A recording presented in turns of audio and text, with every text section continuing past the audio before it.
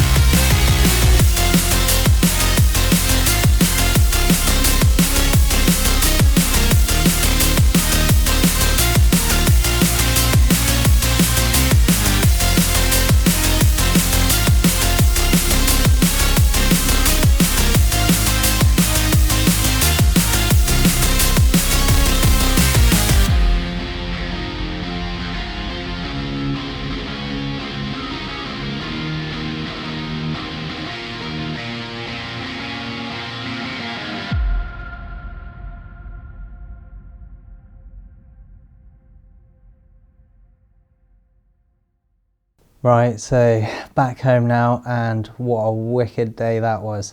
So much fun to mix with a little group of friends and get back into racing again this year. The weather's picking up a bit, which is nice, and yeah, it's been a long time since I flew a 5-inch racer. I think I did pretty good, seeing as I don't normally fly 5-inch racers. All last year I never really bothered flying 5-inch racers, I just stuck with my little 3-inch Odin.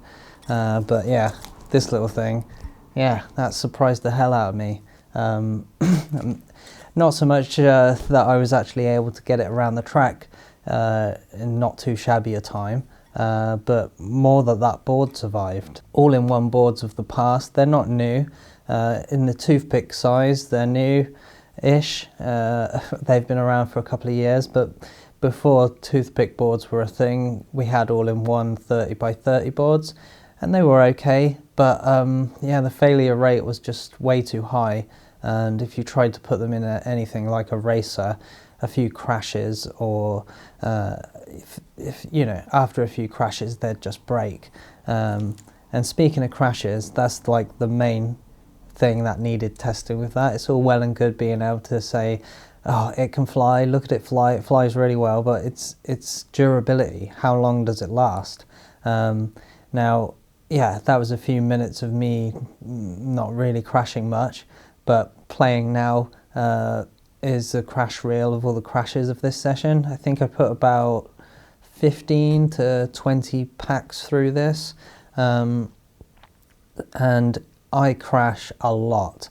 When you're trying to go as fast as you possibly can, you can't help but crash. I mean, if you're slightly offline and you give it full throttle, you're going to hit the gate. It's as simple as that. So yeah, when you're trying to nail those lines, when you get them wrong, you hit stuff, you hit the ground, you hit gates, you hit, and then of course there's other people on the track, so you get hit by other people, you hit other people. There's a lot of crashing involved, and that's where a good race setup and a good race spec, the parts that you put on the frame, that's where they shine, is that then you're not replacing them every session. And this, absolutely nothing is broken on it. The arms didn't even come loose, which is I'm quite surprised, to be honest. A couple of people have asked me what this was, and it's just a prototype frame, just trying out a couple of little ideas. Yeah, just trying out a couple of ideas, seeing how they work. So yeah, this new one, yeah, it flies pretty good. I like it. Still needs a lot of work, a lot more testing and reviewing of the black box and stuff. But yeah, very, very impressed with this Beast F7 all-in-one board. So yeah, I can't help but think that maybe I'll be saying goodbye to running a 20x20 stack. I mean, I know there's still people out there that actually think that 20x20 stack is a risky thing to run. But honestly, they're so refined now. The Acon stack, you just can't go wrong. If you're destroying those, then you're doing something else wrong. And maybe that's the case for this all-in-one board as well. As long as you put it on a good frame and you set it up properly and it's got plenty of clearance and you do a nice clean installation, it should last a long time. I've hooked up a big 50 volt 1000 UF cap on the back there, because obviously there's hardly any capacitance on the actual board itself. That seemed to do the trick. Everything seemed to run smoothly and fine. So yeah, really pleased with this little setup. I'm looking forward to flying it again soon, and yeah, bringing you some more content on it. So yeah, stay tuned, and I'll catch you in the next one. Laters.